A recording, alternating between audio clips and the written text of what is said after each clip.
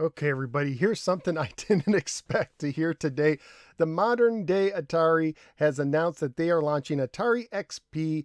They are going to be making new physical cartridges for at least the 2600 to start with. I did not count on this at all. So you go to their website and it tells you how they're making collectible cartridges for rare and never released Atari games from the 70s and 80s.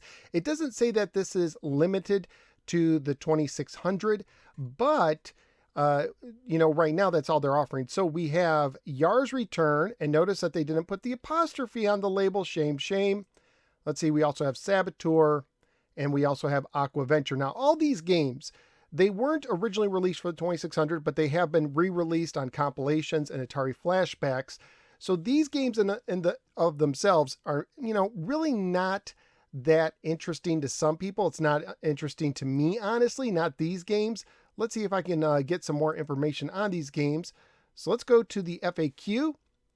And it says that these cartridges will work with your 2600. What will the limited editions come with? They will include a 2600 cartridge made from special plastics, premium poster, printed instruction manual, bonus material. I'm always a fan of getting manuals with games. A collectible pin, a badge, a certificate of authenticity, and a digital copy of the game for the Atari VCS. And for these games, only 1,983 copies will be made, honoring the year which the games basically should have been released. So that's kind of cool. I think it's definitely interesting. Let's see. What does the Atari XP signify? The name? It's a tribute to the Atari Program Exchange. The APX was a division of Atari that sold software through mail order catalog from the 70s and 80s. Quarterly APX catalog of a loyal following of owners of the Atari 8-bit computers. Importantly, APX encouraged both professional and amateur programmers to submit software to be considered for commercial distribution, and by doing so encouraged a wave of software development.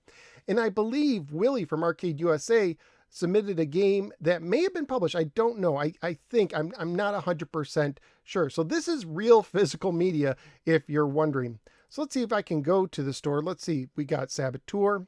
So let's just use this as an example. So if you buy the basic edition right here for $50, $49.99, basically I think all you're getting is just the cartridge. Let's see. Okay, real quick edit. I noticed that the standard edition had more pictures after I recorded this, and lo and behold, they show what I think is the manual and or the box. Here's the box. That's clearly a box. And the box, and this is under the standard edition. So the standard edition might come with the box and manual, but it doesn't make it clear. And I don't know if this is an error, if these pictures are supposed to be with the limited edition or not. So I do wish that they would clarify it. I reread some of the stuff. I reread the FAQ. It didn't say for sure, but let's go on with my video. I think all you get is the cartridge with that. So that's $49.99, or you could get the limited edition. And it really, I wish the pictures showed the limited edition packaging. As we know, it's going to come with the poster and all the other stuff. That's $150. To me, that seems like a lot, but maybe to collectors, it doesn't. Of course, this is not the first time in recent history that cartridges have been made. Audacity Games recently started making new games, starting with Circus Convoy. I think they have another game in the works where the pricing was kind of similar. I wonder if it's inspired by that. And Atari Age is famous for publishing games, and you can actually buy Saboteur over there in a box for $40, and then you have to add shipping to that, of course. I don't know if this is a licensed version or not, if they have permission to do this or not. I don't know if it's licensed or unlicensed. That'd be interesting to find out, because I didn't see anywhere that says it was licensed.